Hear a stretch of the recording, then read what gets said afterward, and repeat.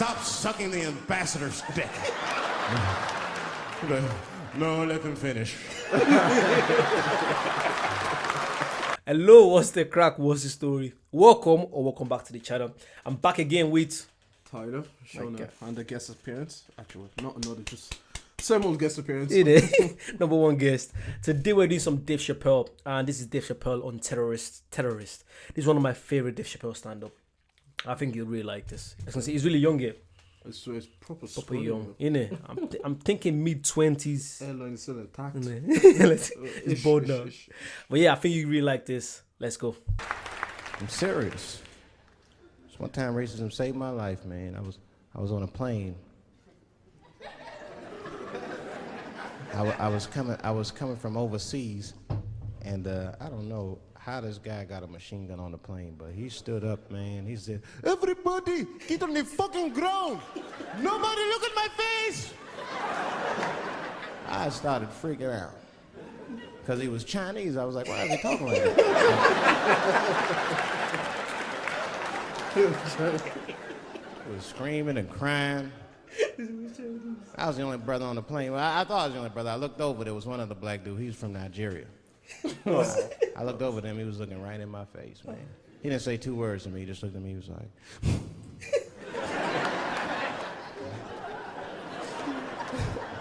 He didn't need to talk, I knew just what he was talking about. I looked right back at him, I was like...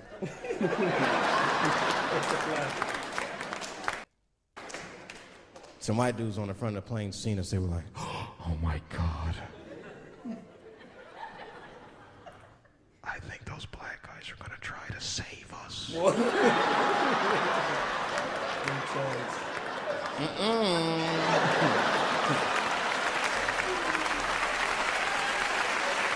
We were just communicating that we understood the situation. We were both seeing the same thing.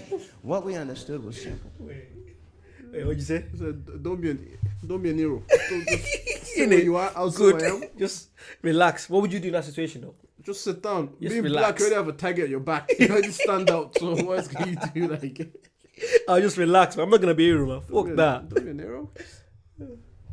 Terrorists don't take black hostages. That's the truth. I have yet to see one of us on the news reading a hostage letter. They is treating us good. We all chilling and shit. I'd like to give a shout out to Ray Ray and Big Steve and send some Newport.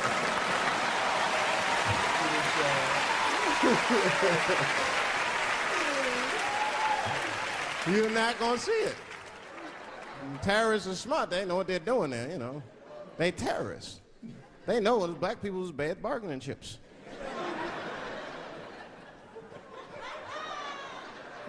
They called the White House. "Hello? We have got 5 black... Hello?"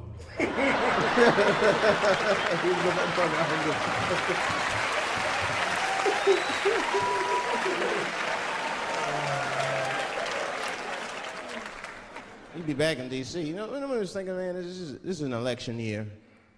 I'm gonna ask you, you're a white guy, do you know who you're voting for yet? Don't know, do you? Now you see that? You see what just happened here? Let me tell you something, that is a cultural thing. He knows who he's gonna vote for, he's just not gonna tell me. See? I've noticed that. That is a cultural thing. White people do not like to talk about their political affiliations.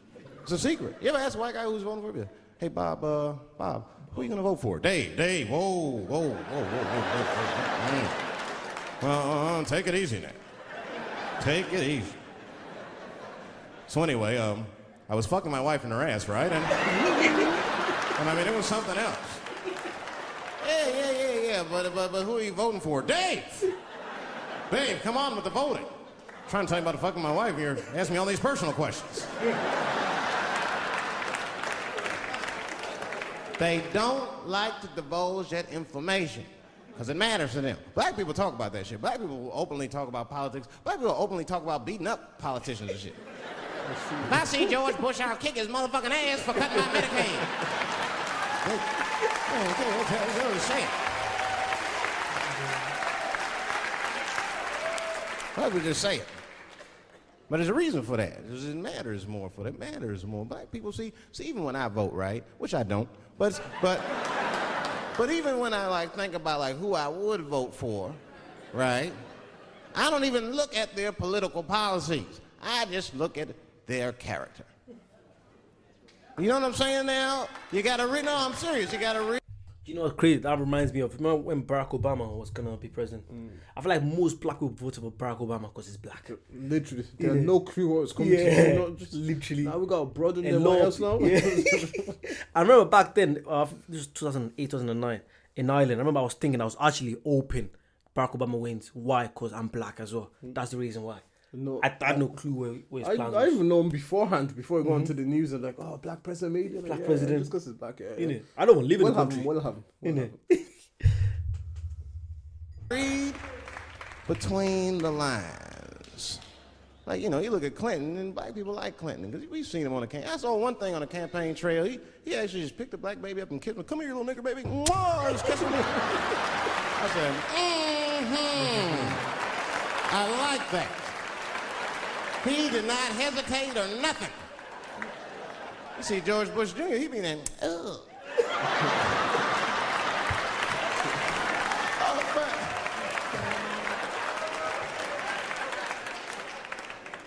Like, see, I'd never vote for George Bush Jr., but I don't know George Bush Jr.'s politics. The only thing I know about George Bush Jr. is that guy sniffed cocaine. That's right. Now, listen, we cannot have that shit in the White House. That might be fine for a mayor, but goddamn it, not in the White House. Not in the White House. You know what I'm saying? The stakes are too high in the White House. Can't have no cokehead president. He be selling nuclear secrets for $20, $30 and shit. Could be in meetings embarrassing America. Come on. Sign the treaty, baby. I suck your dick. Like, what the? Mr.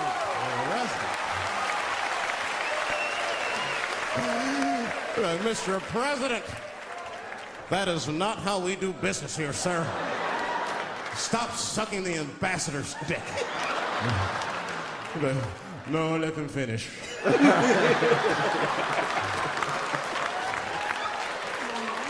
I will sign the treaty.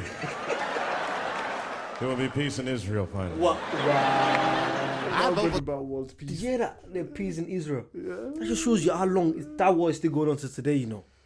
That war's been going forever. Guess nobody's sucking anybody's dick then. Clinton again if I could. At least it's always better.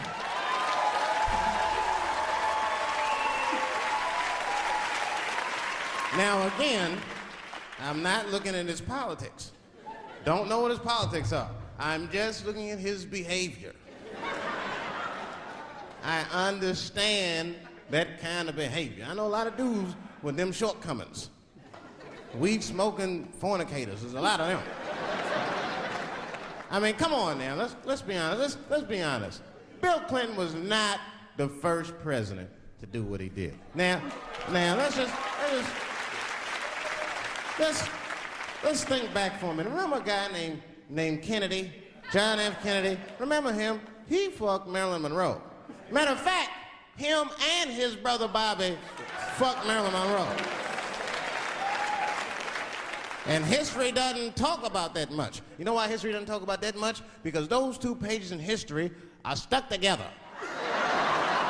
They were getting it on. They were getting it on. I seen the tapes. Remember the tapes she'd be singing on there? She'd just party, stressing them out. Happy birthday, Mr. President.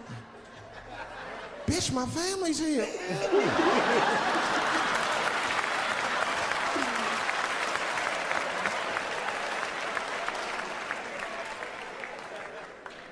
Clinton did the same thing, but he didn't do it like that. Because it's the year 2000, he's busier than Kennedy was. He was a busy man. Clinton did that kind of thing the way busy men do it. You know what busy men do? They fuck who's close to them. I can tell that's what Clinton was up to. Look like he just stuck his head out the office door and shit. Oh, boy. You, come here. I think they chant about when they had the affair with his secretary, Bill Clinton. You know Bill Clinton? Remember when he had an affair with his secretary? You never knew that? No. I think that's no, where... I heard about it briefly, but Yeah. my politics not like that. Something Kalinsky. There's a lot of rappers have rapped about it. So Bill Clinton was the president, and then people found out he was having an affair with his secretary, and I think he lost. He got removed from being the president back then. I think so. Anyway, I'm not too sure now. I could be wrong. Sure, for it. I think so. I made my penis up for my 3:30. Come on. Oh, boy. He's probably looking at Kennedy's picture and shit. Oh.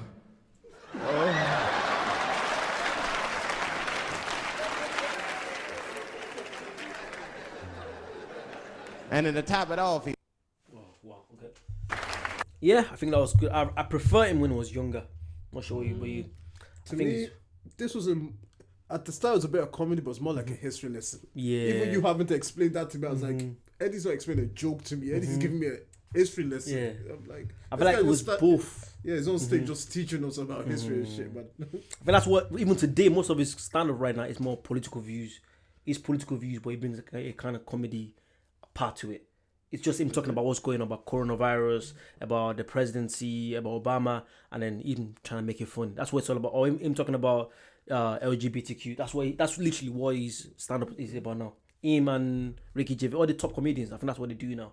It's not really about, all them new jokes. The good side of the law, or what is it? I think just literally talking about the main. They're trying to find because they know the main audience are people that are not into supporting LGBTQ, something like that. Do you know what I mean? So they know if they talk about that kind of stuff, that's gonna bring it in to the audience. Okay. Yeah, I think so. Anyway, I could be wrong. But yeah, I think we probably do way more stuff that just involves jokes, proper jokes, not talking about history lessons. Like you said, this fella's just teaching me. You just give me homework to go home and do. Like, yeah, but yeah. Check out that Bill Clinton one. He cheated on his thing, and I think it was probably one of the first presidents to get what's the word when you get removed? Exiled. No, exiled. Exiled. But yeah, if you guys like that, comment, subscribe. We'll see you soon. Bye bye.